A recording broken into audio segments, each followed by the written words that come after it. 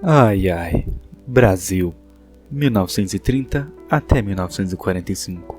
Uma bela época com a sua cultura, músicas, desenvolvimento. A famosa Era Vargas. Parecia ser bons tempos. Ou talvez não.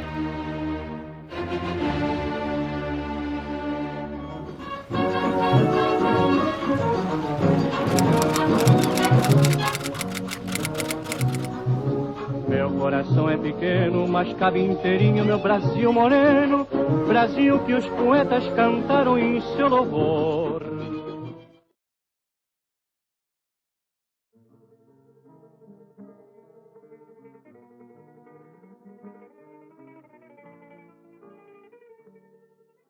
Até essa época, antes de 1930, o Brasil estava passando pela política do café com leite, onde as oligarquias paulistas e mineiras revezavam o cargo de presidente da República.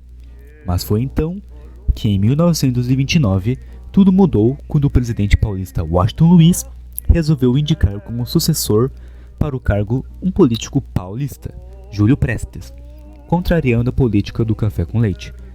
Vale ressaltar que em 1929 o mundo todo estava passando por dificuldades por conta da crise financeira dos Estados Unidos, e isso afetou a economia cafeeira do Brasil.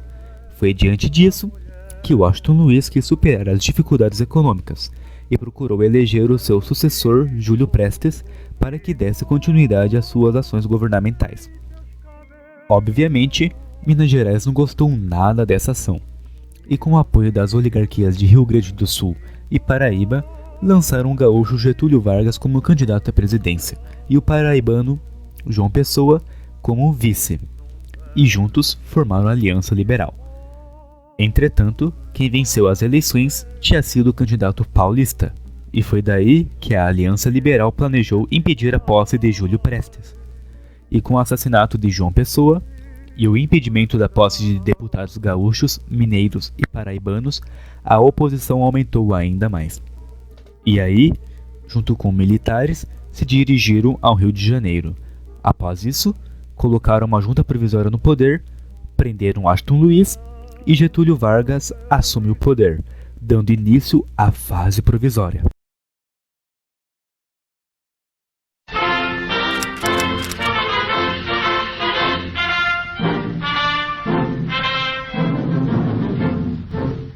O governo provisório foi marcado pela disseminação da influência de Vargas e implementação de várias medidas baseadas no interesse dele. Entre elas, houve a substituição de governadores para interventores de origem militar, fechamento do Congresso, obrigatoriedade do ensino religioso nas escolas, compra e estocagem do café, criação do Ministério do Trabalho, Indústria e Comércio e um projeto que futuramente seria o salário mínimo. Porém, os paulistas estavam descontentes, pois queriam eleições e uma reforma na Constituição. E em 1932, manifestantes paulistas saíram às ruas para demonstrar sua insatisfação. Só que em meio a isso, 4 estudantes foram mortos pelas forças de repressão do governo. Seus nomes eram Martins, Miragaia, Drauzio e Camargo. Ficaram conhecidos pela sigla MMDC e entraram para a história simbolizando a luta contra o governo de Vargas.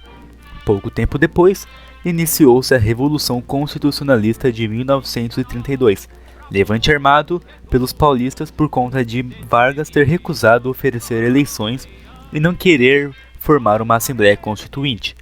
Só que as forças de Vargas conseguiram conter o conflito e os paulistas foram derrotados. Após isso, Vargas institui uma Assembleia Nacional Constituinte e lançou uma nova Constituição em 1934. A nova Constituição promoveu a garantia dos direitos trabalhistas, implementação do voto feminino e o voto secreto. Os recursos hídricos e as riquezas minerais tornaram-se propriedade do Estado. O Estado deveria oferecer o ensino primário para toda a população e entre outras medidas. Além disso, o cargo de vice-presidente foi extinto. O mandato presidencial passou a ser de 4 anos e a reeleição sequencial proibida. Porém, Vargas realiza uma última eleição indireta e ganha, recebendo o direito de ficar no cargo até 1938. A partir daí, inicia-se o governo constitucional.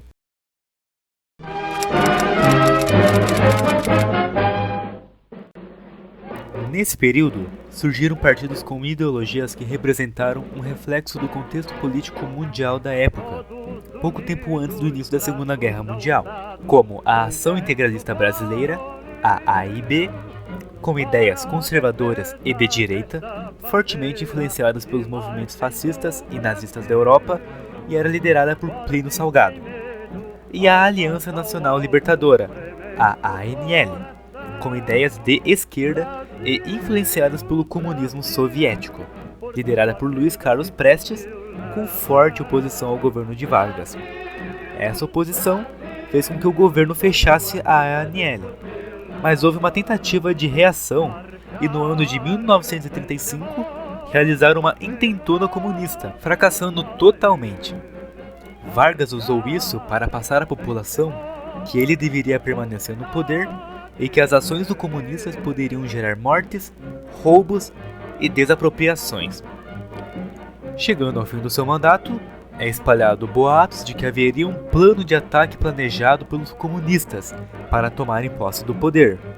Era o suposto Plano Cohen, que, no fim, era apenas um plano falso elaborado pelos integralistas que queriam um Estado autoritário. Desse modo, em 1937, ocorre um golpe de Estado e as eleições são canceladas. Vargas recebe todo o poder e uma nova fase começa, o Estado Novo. Quando as competições políticas ameaçam degenerar em guerra civil, é sinal de que o regime inconstitucional perdeu o seu valor prático, subsistindo apenas como abstração.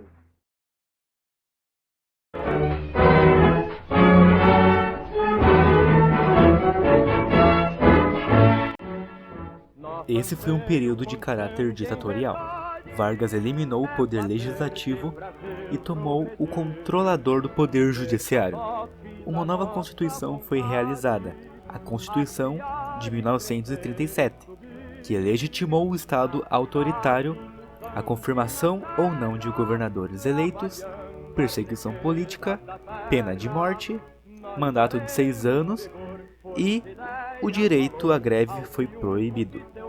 Foi criado também o Departamento de Imprensa e Propaganda, DIP, e assim houve muita censura aos meios de comunicação e uma propaganda com base nos interesses de Vargas.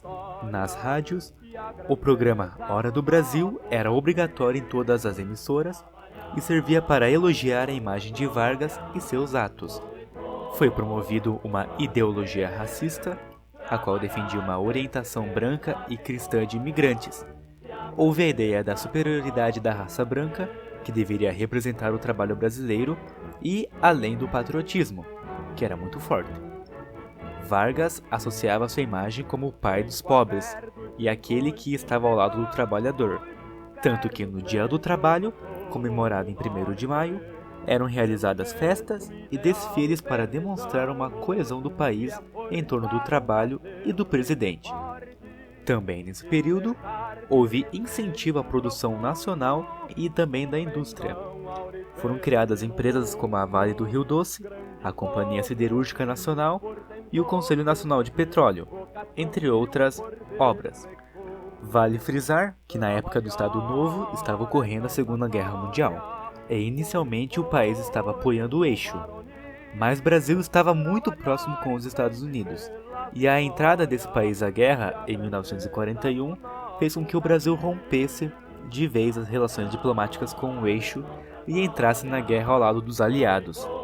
O Brasil contou com a Força Expedicionária Brasileira, que em 1944 foi enviada à Europa, principalmente na Itália, para lutar contra o eixo até o fim da guerra em 1945.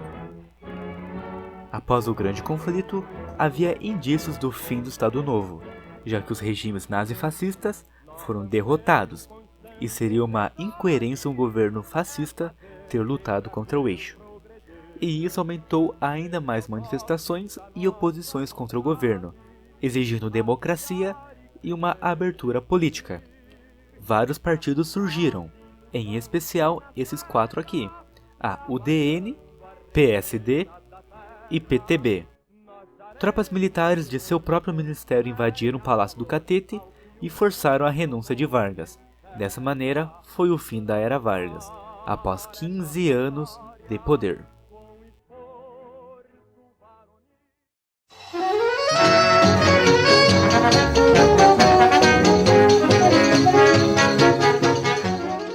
Uma das mudanças culturais ocorridas durante a Era Vargas foi a forte importância do rádio como meio de comunicação, que serviu para divulgar músicas, novelas e notícias.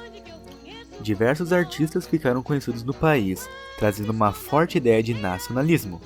Vargas havia criado, no Estado Novo, o DIP, Departamento de Imprensa e Propaganda, como já citei anteriormente, que serviu para evitar as manifestações que falassem mal de seu governo e investir em propagandas que falassem bem.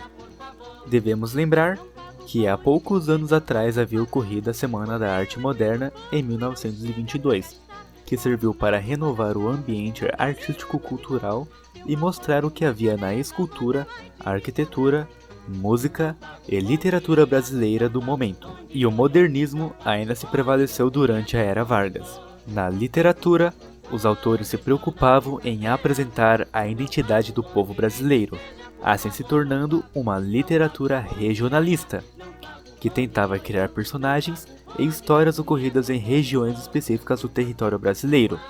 Podemos citar os autores Graciliano Ramos, José Lins do Rego e Érico Veríssimo. Damos destaques às seguintes obras. Na pintura, houve destaque para as artistas como Tarsila do Amaral e Anita Malfatti. Na arquitetura, destacou-se Lúcio Costa, construindo seus primeiros projetos de orientação moderna. Na escultura, Victor Brecheret iniciou em 1936 a execução do Monumento às Bandeiras, que havia sido projetado desde 1920, mas foi inaugurado oficialmente em 1953. Agora, a área que se tornou a mais rica e a mais importante, não que as outras também não tenham sido, durante o período da Era Vargas, foi a área musical. O samba havia se tornado uma linhagem autêntica, como raiz própria e brasileira. Nessa época, o carnaval deixava de ser apenas uma manifestação cultural espontânea e informal para, aos poucos, transformar-se em um evento competitivo integrado por várias escolas de samba. Francisco Alves, Mário Reis, Carmen Miranda, Silvio Caldas e Orlando Silva foram os mais famosos intérpretes de samba dessa época. Heitor Villa-Lobos foi muito importante para a história da música brasileira popular e erudita no país. Em 1922, ele havia se apresentado no Teatro Municipal de São Paulo na Semana da Arte Moderna, dando destaque a temas nacionais. Em 1930, apresentou à Secretaria de Educação do Estado de São Paulo um projeto inovador de educação musical, que foi aceito pelas autoridades, ficando conhecido como canto orfeônico. Colaborou também para realizar a política cultural do Estado Novo de Vargas e começou a introduzir o ensino de música e canto coral nas escolas públicas.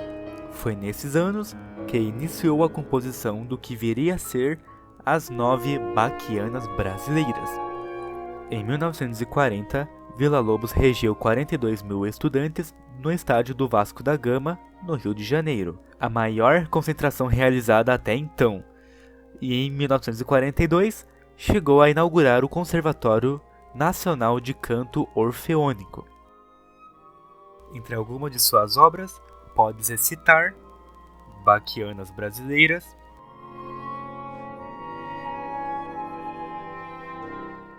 O Trenzinho do Caipira,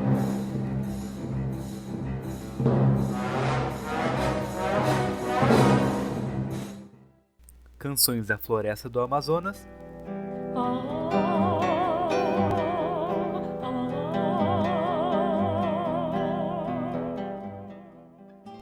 entre muitas outras. Por fim, Villa Lobos foi um símbolo da música nacional na época e serviu como marco do modernismo do Brasil, exaltando a cultura brasileira, temas folclóricos e elementos da nação.